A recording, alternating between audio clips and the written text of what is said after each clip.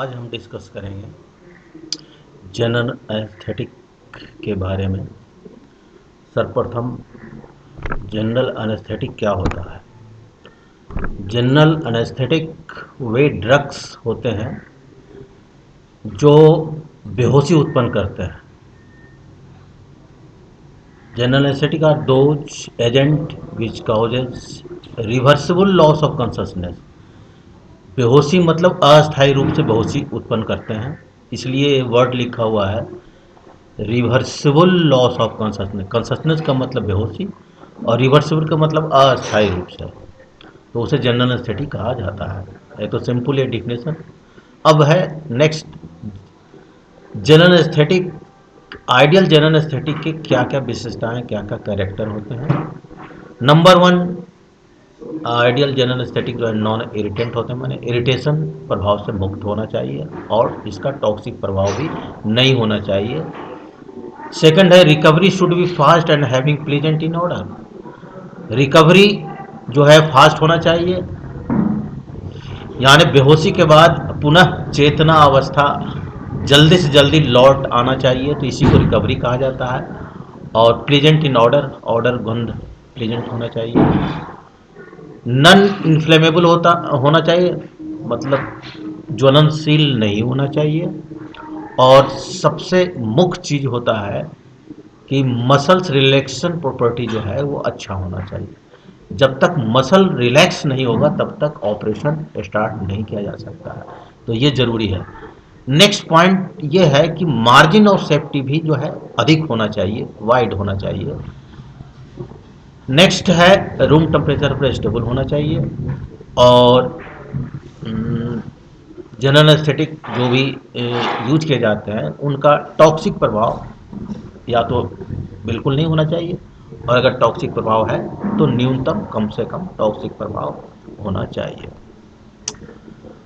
अब बहुत ही सिंपल इसका क्लासिफिकेशन है। सिंपल इसको पहले दो भाग में डिवाइड किया गया है, इनहेलेशन और दूसरा है इंट्रावेनस। इनहेलेशन में दो सब डिवीजन है।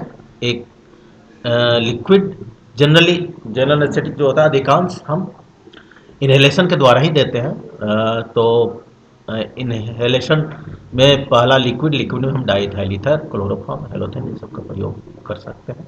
गैसेस के रूप में साइक्लोप्रोपेन, नाइट्रस ऑक्साइड, एथिलीन, इसका प्रयोग किया जाता है। इंट्रावेनस में अल्ट्रा शॉर्ट एक्टिंग बारबिटरेट कहलाता है, थायोपेंटल सोडियम इसका एग्जाम्पल है।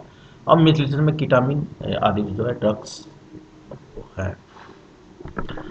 नेक्स्ट जो सबसे महत्वपूर्ण है वो है जनरल अनेस्थेसिया का स्टेजेस के बारे में जानना, जानकारी प्राप्त करना। तो ये जानना है कि इसका 4 स्टेज होता है, तो वन बाय वन स्टेज की क्या विशेषता होती है, कौन सा स्टेज सर्जरी के लिए आदर्श माना जाता है, सर्जरी किन स्टेज में करना चाहिए, ये सब जानकारी इसके अंतर्गत दिया जाएगा। तो पहला स्टेज है स्टेज ऑफ एनाल्जेसिया। जैसा कि इसका नाम है, एनाल्जेसिया के मतलब दर्द के सेंसेशन जो है उससे आराम मिलना, इसलिए है इस स्टेज के मुख्य विशेषताएं हैं, जैसा इसका नाम है लॉस ऑफ पेन सेंसेशन। दूसरा स्टेज है स्टेज ऑफ एक्साइटमेंट या एक्साइटेशन। तो इसमें जो है मुख्य, जैसा भी इसका नाम है, एक्साइटमेंट विथ हाइपरटोनिसिटी ऑफ मसल। देखिए दूसरा स्टेज में मसल्स की टोन बढ़ जाती है, पल्स रेट फास्ट हो जाता है, पीपल डायलेट कर जाता है और पेशेंट इसमें अनकॉन्शियस स्टेट में रहता है। तो चूंकि टोनिसिटी मसल्स की बढ़ जाती है, इसलिए ये सर्जरी के लिए सुटेबल नहीं है। कि मैंने बताया सर्जरी के लिए सुटेबल वो स्टेज होता है जिसमें मसल पूर्ण रूप से रिलैक्स हो। तो ये चीज़ें ध्यान देने वाली बात है। थर्ड स्टेज को 4 प्लेन में डिवाइड किया गया है, थोड़ा थोड़ा प्लेन में एक दूसरे से अंतर है, उसको बड़ा ध्यानपूर्वक देखा जाए। प्लेन 1 जो है रिफ्लेक्सेस डिक्रीज होना शुरू होता है और पिपिल साइज नॉर्मल होता है। प्लेन 2 में जो है, देखिए प्लेन 2 और प्लेन 3 जो है वो आइडियल स्टेज है फॉर सर्जरी, सर्जरी प्रक्रिया के लिए, सल कार्य के लिए। प्लेन 2 और प्लेन 3 स्टेज थर्ड के प्लेन 2 और प्लेन 3 को ही मेंटेन किया जाता है। इसलिए सर्जरी में इन सब चीज़ को देखने के लिए एक जो है जनरल अनेस्थेसिया वाले एक एक्सपर्ट होते हैं जिनका काम ये इसी को कंट्रोल करना होता है। तो ये चीज़ बहुत महत्वपूर्ण है। प्लेन टू, इसलिए प्लेन टू यहाँ लिखा हुआ है ideal stage for the surgery. इसमें आई बॉल फिक्स होता है और स्लाइड डायलेटेड होते हैं, पीपल स्लाइड डायलेटेड हो जाता है। प्लेन थ्री में भी है आइडियल स्टेज, पहले ही बताया, इसमें आई बॉल फिक्स है और पीपल साइज फिर नॉर्मल हो जाता है। तो थोड़ा सा अंतर हुआ है, स्लाइटली डायलेट हुआ, यहाँ जो है नॉर्मल हुआ, पीपल साइज जो है नॉर्मल हो गया। और प्लेन फोर में जो है ब्लड प्रेशर कम जाता है, पीपल डायलेट हो जाता है, रिस्पायरेशन थोरेसिक रिस्पायरेशन चलते रहता है। अब है स्टेज फोर। देखिए स्टेज फोर जो है वो स्टेज ऑफ मेडुलरली पैरालिसिस कहा जाता है या रिस्पायरेटरी पैरालिसिस, दोनों चीज कहा जाता है। किसी किसी में रिस्पायरेटरी पैरालिसिस लिखा हो रहा था बुक में, किसी किसी में मेडुलरली पैरालिसिस, क्योंकि डेप्थ ऑफ रिस्पायरेशन जो कंट्रोल होता है वो ब्रेन के मेडुला रीजन से होता है। तो यहाँ जो है वो इस अवस्था में अगर आ जाएगा तो श्वसन क्रिया का जो केंद्र बिंदु होता है कंट्रोल करने का मेडुला में, वो डिप्रेस हो जाएगा, इसलिए रिस्पायरेटरी पैरालिसिस हो जाएगा।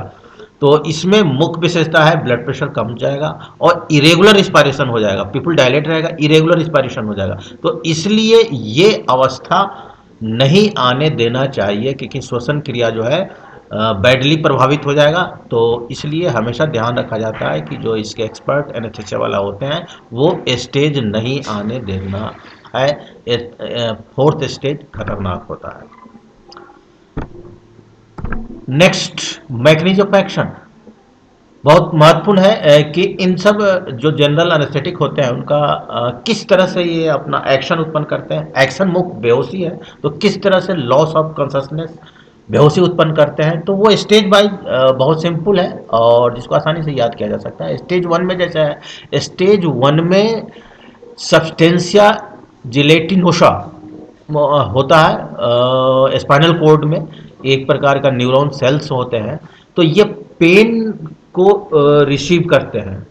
तो यहाँ इसलिए पहला स्टेज ऑफ एनाल्जेसिया इसलिए तो कहा गया है कि पेन के रिसेप्शन को जो है यहाँ इनहिबिट किया जाता है, बाधित किया जाता है। तो ये आसानी से याद किया जा सकता है, लिखा जा सकता है। स्टेज टू में जो क्या है, स्टेज टू में inhibitory effect on Golgi neurons होते हैं, उसमें इन्हिबिटरी इफेक्ट होते हैं। तो स्टेज टू का ये मैकेनिज्म ऑफ एक्शन, ये चीज़ें याद रखना है। स्टेज तीन में जो है वो मुख्य रूप से यहाँ ये समझना है कि जो जनरल एनेस्थेटिक होते हैं वो reticular activating system, ascending reticular activating system को इनहिबिट करते हैं, डिप्रेस करते हैं और इस तरह से बेहोशी उत्पन्न करते हैं।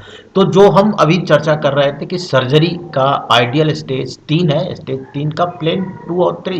तो इसलिए जो है मुख्य रूप से बेहोशी उत्पन्न करने का जो फिनोमेना है वो असेंडिंग पाथवे और रेटिकुलर एक्टिवेटिंग सिस्टम, जो कि स्टेज तीन में ये जनरल एनेस्थेटिक इसे डिप्रेस करते हैं, इनहिबिट करते हैं।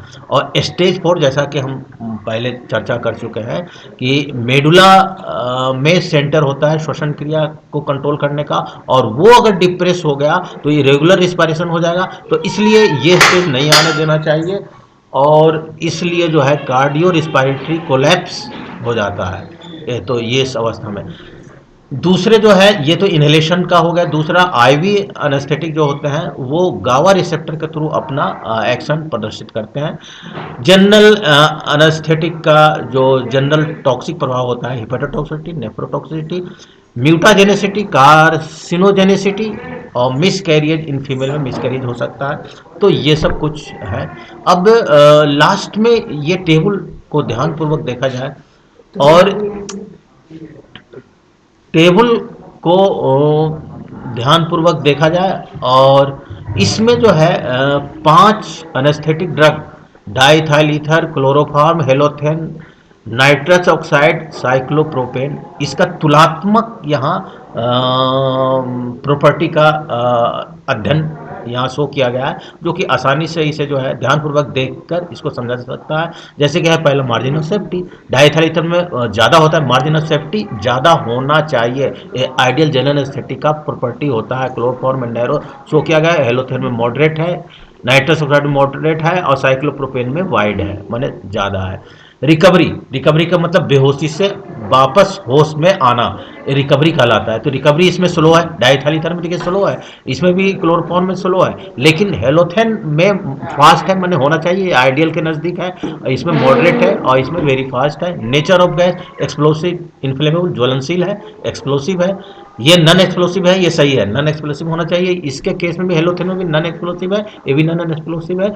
और ये अगर ऑक्सीजन के साथ मिलाएंगे तो ये एक्सप्लोसिव हो जाता है, इसलिए ऐसा नहीं करना चाहिए। इरिटेंट नेचर जो है, इरिटेंट टू म्यूकस ये होता है डायथाइल ईथर, ये नॉन इरिटेंट है, ये सही है, नॉन इरिटेंट है, सही है, सही प्रॉपर्टी है, नॉन इरिटेंट, नॉन इरिटेंट। तो ये ध्यान रखना है कि एक इरिटेंट डायथाइल ईथर है, बाकी सब नॉन इरिटेंट है, तो ये आइडियल प्रॉपर्टी का है। स्केल्टल मसल रिलैक्सेशन इसमें एक्सेलेंट, बहुत अच्छा होता है, और ये रिक्वायर्ड है आइडियल के लिए, आइडियल अनेस्थेटिक के लिए, इसमें गुड है। इसमें पुअर है हेलोथेन के केस में, नाइट्रस ऑक्साइड के केस में, और इसमें साइक्लोप्रोपेन में मॉडरेट है। एनाल्जेसिक एक्शन इसमें एक्सेलेंट है, इसमें गुड है, इसमें हेलोथेन में पुअर है, और नाइट्रस ऑक्साइड में जो है अच्छा है, और साइक्लोप्रोपेन में भी अच्छा है। और लास्ट जो टॉक्सिसिटी का जो प्रभाव होता है, तो ये तुलनात्मक यहाँ है कि रिफ्लेक्स रिस्पायरेटरी स्टिमुलेट करता है, ये डाइथाइल ईथर के केस में। इसमें हिपेटोटॉक्सिटी लीवर को डैमेज कर सकता है, कार्डियक अरेस्ट जब कभी हो सकता है। इसमें भी हेलोथेन में भी हिपेटोटॉक्सिटी है, एरिथमियाज उत्पन्न कर सकता है, हाइपोटेंशन। इसमें नाइट्रस ऑक्साइड में डिलीरियम में कॉज वायलेंट एक्साइटेशन, और ये साइक्लोप्रोपेन के केस में हाइपोटेंशन, आईबॉल को प्रभावित, आईबॉल के मूवमेंट को प्रभावित कर सकता है। तो इस तरह से ये जनरल एनेस्थेटिक का संपूर्ण जो है डिस्क्रिप्शन रहा। Okay, thank you very much.